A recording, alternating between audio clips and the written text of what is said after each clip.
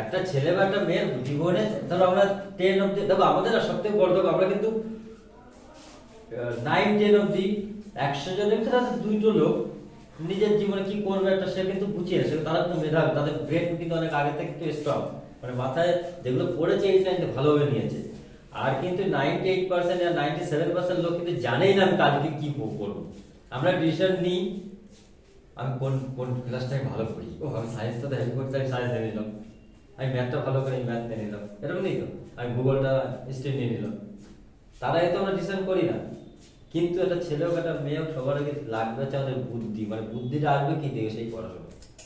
আর তোমরা না একটা জিনিস করবে যেটা হচ্ছে বড় যে যারা রয়েছে যাদেরকে তোমরা আমরা দেখতে পাই যারা একটা ভালো লেভেলে অ্যামাজনের মালিক, তারপর হচ্ছে ওই যে কেএফসি কেএফসির মালিক, আমাদের গুগল সিও তো আমাদের ইন্ডিয়ান। এরকম মালিক তো যাই ভাবে হোক, পাল্টাতে সুন্দর কিছু যাই হোক, পাল্টাতে। কিন্তু আগে দেখো সে কোথা থেকে উঠেছে,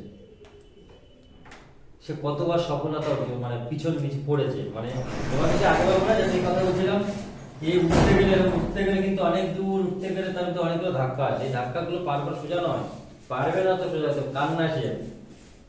তা শেখা তোমাদের যে আমি সেটা শেখাচ্ছি, সেটাই একটাই কথা বলবো যে কমসে কম যে মন দে, যেটা করবো মন দাও। তুমি যদি একটা মনে করো যে আমি কোচিং সেন্টারের মধ্যে কোচিং সেন্টার সাজাও, দেখো কোচিং সেন্টার উন্নত হবে। আচ্ছা সব সব জিনিস আমরা মনে করি ওই কাজটা খারাপ, ওই কাজটা খারাপ বলি তো আমরা, দেখো ওই যে কাজটা তুমি খারাপ করছো কেউ না কেউ ওটা তো বড় বিজনেস করছে, করছে তো সেই লোকটা কি করে করছে? স্যার সে তো একই জায়গায় রয়েছে, একটা বিজনেস নিয়ে একটা চিন্তা ভাবনা নিয়ে রয়েছে, আমরা তো এক চিন্তা ভাবনাটা অল্টারনেটিভ পাল্টাই। আমরা হচ্ছে সবসময় পাল্টাই, কিরকম আমাদের আমাদের প্রতিবেদনের একটা ছেলে হোক বা একটা মেয়ে হোক, আমরা কমজোরি কেন জানো? আমরা সেই বলছিলাম না সব কটা নম্বরই 100,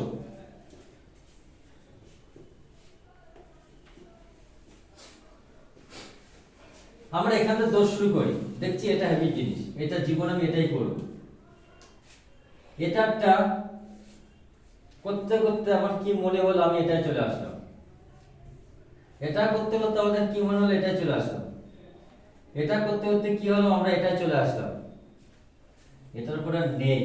তখন ভাবতে হবে- তখন আমার বয়স চলতে যাচ্ছে 50, তখন সে ভাববে আমার ওটা ভালো ছিল না, ওটা ওটা ভালো। আবার সে ব্যাক যায়, না এটা ভালো ছিল, আবার ছুটে আবার সেখানে চলে আসে। হ্যাঁ। তাহলে এখানে আবার রিটার্ন আসলো কত বছর পর, অনেক বছর পর, সেটা আর পেলো না।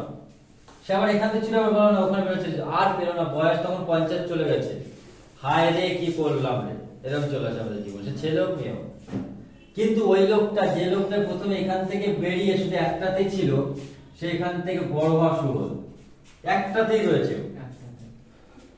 তার জীবনের সিদ্ধান্ত না এমন ভাবে বেছে নাও, যেটা নিয়েছো আর যেটা বেছে নাও, যেটা আমি একটার ভিতরেই থাকবো, তাহলে তুমি হবে, আর না হলে হবে।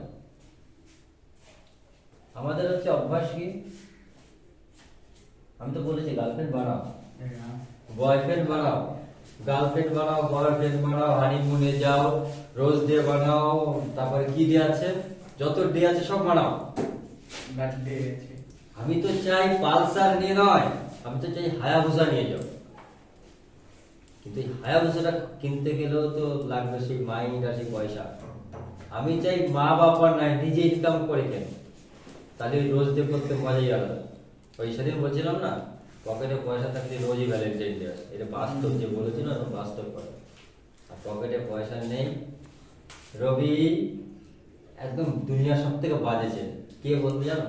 যখন ও গরিব ইয়া পয়সা নেই। আর পয়সাটা থাকার ইম্পর্টেন্ট এর জন্যই, কারণ পয়সাই কিন্তু সবকিছু না, আবার পয়সাটা কিন্তু সবকিছু। মানে পয়সা হলে তোমার নিজেকে, পয়সা কিন্তু চরিত্র বদলিয়ে দেয়।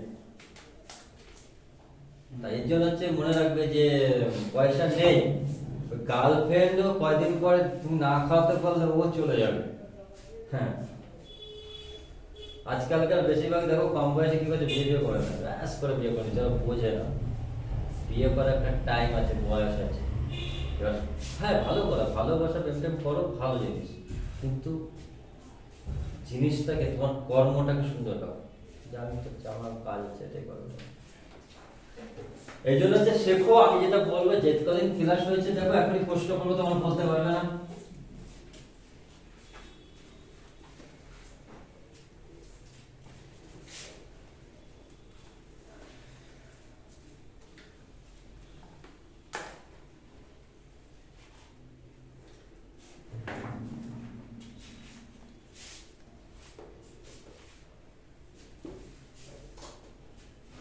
দেখো প্রশ্নটা আমি একটাই করছি, মনে করো আমাদের ফ্রিজে বরফ জমে যাচ্ছে, খুব বরফ জমে যাচ্ছে, কি করা হতে পারে? ও বলছে বায়োমেটাল, তোমরা বলো, তুমি বলো। ও সরি সরি স্যার, হ্যাঁ না থার্মোস্টেট। না একবার বলো, thermostat thermostat thermostat sure thermostat Bimal বলো। হ্যাঁ স্যার থার্মোস্টেট। থার্মোস্টেট তুমি সমস্যা কারণ, হ্যাঁ আচ্ছা তুমি বলো দেখে আসি। মানে অতিরিক্ত বরফ জমে আছে বরফ জমে যাচ্ছে, আর ডবল ডোর ফ্রিজ হলে তাহলে আপনার বায়োমেটালিক খারাপ হওয়ার সম্ভাবনা বেশি থাকে। তোমাদের একটা জিনিস, তাহলে তোমাদেরকে এখনো কিন্তু শিক্ষাগত মানে শিক্ষাতে পারছি না, এখনো বলছি আরে বায়োমেটাল খারাপ না থার্মোস্টেট আমি তো চেক করবো, আমি বায়োমেটাল খারাপ, বায়োমেটাল খারাপ না হয় আমার কথা হচ্ছে, বুঝতে পেরেছো তোমরা? আমি বলেছি যে ফ্রিজে বরফ জমে যাচ্ছে, তোমরা কি করে বুঝবে যে ফ্রিজটা কি খারাপ হয়েছে, তাহলে কি খারাপ হতে পারে? আরে বাবা তোমাদের যে বুদ্ধিমান সে কিন্তু এই জবাবটা দেবে যে আমি স্যার চেক করব, অনেক কিছু প্রবলেম হতে পারে, টাইমারটা খারাপ হতে পারে, টাইমারটা আটকে হচ্ছে ওইখানেই চলছে, বায়োমেটাল খারাপ হতে পারে, হিটার না জ্বলতে পারে, থার্মোস্টেট তো খারাপ হয়ে সিঙ্গেল রোড। তা আমি কি এখানে বলেছি সিঙ্গেল ডোর একটা এই একটা এরকম কিছু বলিনি তো। এই হচ্ছে প্রশ্ন, এই হচ্ছে প্রশ্ন, এরকম বললাম না, জব বুঝে জবাব দিতে হবে। এর জন্য আমি এত কিছু একটু যেগুলো শিখাচ্ছি, যে সারা জিনিস শেখানোর পর প্রশ্ন এলো আসলে আমি শিখাচ্ছি যে জিনিসটা বোঝো, যে আমি যেগুলো শিখাবো না আগে মাথায় ওঠা দেখো আমি কি বলতে যাচ্ছি, মানে আমি যেটা বলছি সেটাকে পুরো মাথায় নেওয়ার চেষ্টা করো, আর যদি না নিতে পারো লিখে রাখো, লিখলে বাড়ি যে একটুখানি দেখো, ভাত খাবে খাতে এসে বসে মোবাইলটা দিয়ে দেখো না, মোবাইলে আচ্ছা এটা তো হেভি গান, ওটাও একটু দেখো, মনে রাখো। একটা লোকের বাড়ি কল এসছে, ফ্রিজ খারাপ হয়ে গেছে, তুমি ফোন করে বলছো আর ফ্রিজ কুলিং করছে না, তুমি কি করবে? ফার্স্টে গিয়ে চেক করতে হবে। চেক করবে, কিভাবে চেক করবে? ফার্স্টে দেখবো অ্যাম্পিয়ারটা ঠিকঠাক আছে কিনা, যে গ্যাস কম আছে কিনা। তুমি কি চেক করবে? হ্যাঁ স্যার প্রথমে অ্যাঙ্কারটা চেক করবো, প্রথমে তাহলে গ্যাস আছে কিনা, যদি কোনো রকম গ্যাস যদি লিক আছে কিনা। তুমি কি চেক করবে? ফ্রিজ চালিয়ে প্রথমত অ্যাম্পিয়ারটা চেক করবো, তো তুমি কি পিছনে তো বলো, তুমি রবি কি করবে? চেক করব লাইন বাই লাইন দিয়ে, প্রথমে কারেন্ট ঠিক আসছে কিনা। আসিফ কি করবে? স্যার কুলিং হচ্ছে না। হ্যাঁ বলো, বলো কুলিং হচ্ছে না, তুমি কি করবে? স্যার প্রথমে মানে আগে চেক করবো যে ফ্রিজটা চলছে কিনা। একদম কারেক্ট, তোমরা তিনজন চারজনই ভুলভাল বলেছো। আমি জানতে চেক কর ফ্রিজটা কারেন্ট মানে আসছে কিনা দেখা টাকা, তাহলে আমি আপডেট ঢুকাই দেবো। ফ্রিজে চলছে কিনা, ঠিকই তো বললাম। হ্যাঁ চলছে কিনা তো আমি দেখি, ঠিকই। হ্যাঁ অ্যাম্পিয়ার দেখবো, দেখবো আগে যাবে কাস্টমার মতো, আরে গ্যাস আছে কিনা, আরে ভাই আরে কাস্টমার পেছনে ফোন আছে, হ্যালো আমার ফ্রিজে গ্যাস কমে গেছে, তুমি হচ্ছে গ্যাস ভরে দিয়ে যাও, গ্যাস ভরে দিয়ে যাও। আরে ভাই গ্যাস কেন হয়েছে তুমি চালিয়ে check তুমি গ্যাস চেক করবে কেন সবসময়, যে গ্যাস চেক করবে কেন? সেটাই। গ্যাস তো বলে যে আছে কিনা, আগে তো ফ্রিজটা চলছে কিনা জানো না, গ্যাস চেক করবে, অ্যাম্পিয়ার চেক করবে, আরে ও তো করবে, তার আগে ফ্রিজটা তো চলছে কিনা সেটা দেখতে হবে, গ্যাস চেক করে দেবে। এসি এসি ইনস্টল করতে গেলে কি করতে হবে? আগের দিন বলেছি কি করতে হবে, ডিসএসটাকে লক করতে হবে, তার সেকশন ইনস্টল করতে গেলে ডিসপ্লে লক করতে হবে। ইনস্টল করতে স্যার, ইনস্টল করব। হ্যাঁ ইনস্টল করতে গেলে ফার্স্টে কি করতে হবে? ওই ক্ল্যাম্প লাগাতে হবে, স্ট্যান্ড লাগাতে হবে। কিসে?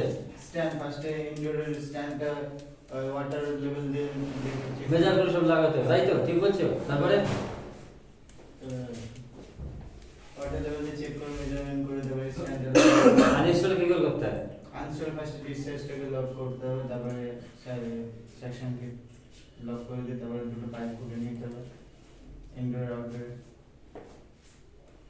কতক্ষণ রাখা যায় তার আনইনস্টল করতে গেলে, যদি আমি লক করি?